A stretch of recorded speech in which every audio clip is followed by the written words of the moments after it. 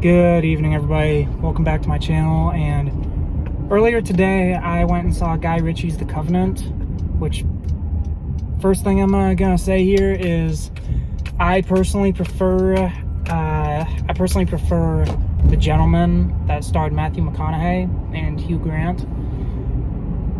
Just because, McConaughey's in it. But objectively, I honestly think that The Covenant is the better film, just because of the story that's in there and the characters. But the story itself takes place in 2018 during the war in Afghanistan, and the story is basically about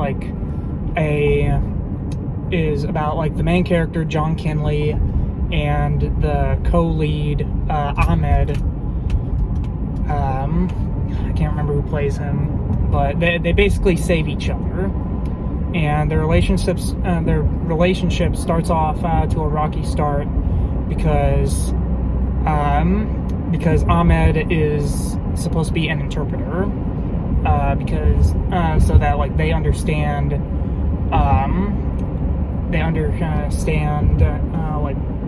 what the people in Afghanistan are saying while they are fighting the Taliban, right? So originally, John doesn't really trust Ahmed. It's just a job to him. But over the course of the film, they fight together, and they end up saving each other's asses. I'd say the first third of the film is basically a typical war film, something you've seen out of Black Hawk Down, Zero Dark 30. Well, not Zero Dark 30, but Black Hawk Down, Lone Survivor, and thing off the top of my head, 13 Hours. That's the other one. All of which are great films, but the operation to find these explosives that the Taliban are creating, it instantly goes sideways. The Taliban kill basically everyone in Kinley's team, and they're actually trying to take John alive. But Ahmed actually saves him and basically drags him across Taliban territory for miles, pretty much, and that's what ultimately saves John's life. And then that scene, that whole segment took up an entire chunk of the film. I honestly thought that was going to be the entire movie, so I was thoroughly surprised when John eventually made it back home, and that's only halfway through. And then the rest of the film is when John finds out that the visas that were supposed to be made for Ahmed and his family, they never got delivered. So he goes back to Afghanistan to extract the man's family himself. And the film was great. I mean, the title is very fitting. It even says at the end that that covenant means a bond and a promise, and that's basically what the whole film is about. Basically John Kinley fulfilling his promise to get Ahmed and his family out, and then the other side of it is the bond that John and Ahmed formed over the course of the film. I already spoke about the characters, but the only other one that's really worth mentioning is Anthony Starr as a private military contractor named Parker. He only has 2 or 3 scenes in the film, but the only reason why I'm mentioning him at all is because outside of The Boys, I've never actually seen him act. So I actually almost didn't recognize him at first because I'm used to seeing him as a blonde-haired, blue-eyed Homelander. It wasn't until he actually spoke when I realized oh, that's him. Which I don't know. I think I should start watching the show Banshee, because I know he was in that too.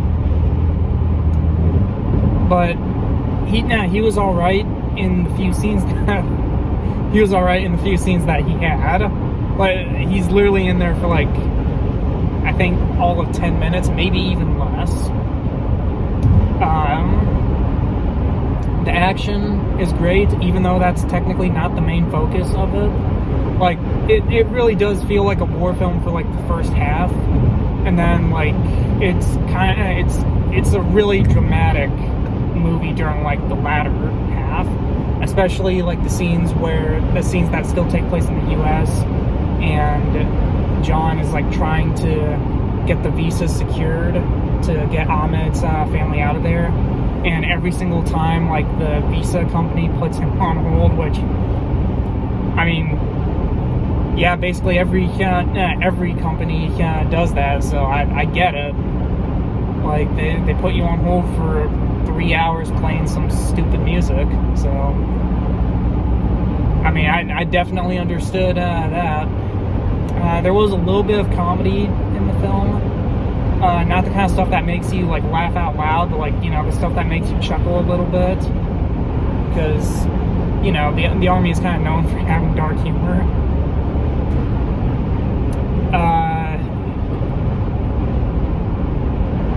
Yeah, there's really not too much else that I can say or like even want to say about this film. It's like, again, like, I do prefer like movies like The Gentleman, Wrath of Man, even that one film Operation Fortune.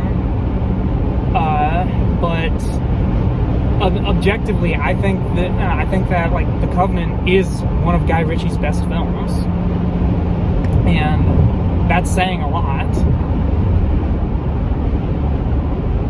But I don't know, that's really all I can say about this film without like actually spoiling it.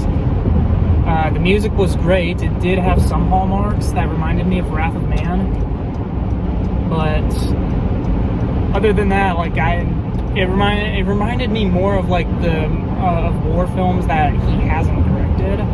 Like, again, Black Hawk Down, 13 Hours, which, speaking of, like those movies that are based on real events, they did have like an ending crawl that explained like what exactly happened after technically the historical fictional events of this film, where, like, you know, the U.S. pulled out, and probably the one time that I'm gonna get political on this channel, or at least one a few times, is the U.S. pulled out. They did a horrible job pulling out, which left not only American soldiers dead, but also the interpreters, which they even say in the crawl that I believe 300 interpreters were murdered by the Taliban because, like, in their eyes, they betrayed their people, and thousands more are still in hiding.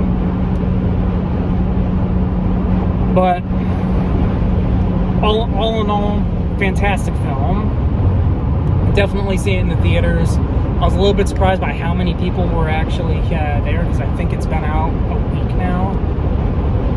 But again, just to summarize, great film. Probably one of Guy Ritchie's best, if not the best, just because of like how different it is and how much more impactful it is than movies like The Gentleman, Wrath of Man, Operation Fortune, all of those. Even though, again, I still prefer The Gentleman, but I mean, it's like one of those things where, say, like, I'm a horror movie fan, and I prefer the Evil Dead films over The Godfather, but I'm not blind to the fact that The Godfather is objectively a better movie. But that's really it for me, and I will see you guys in the next review.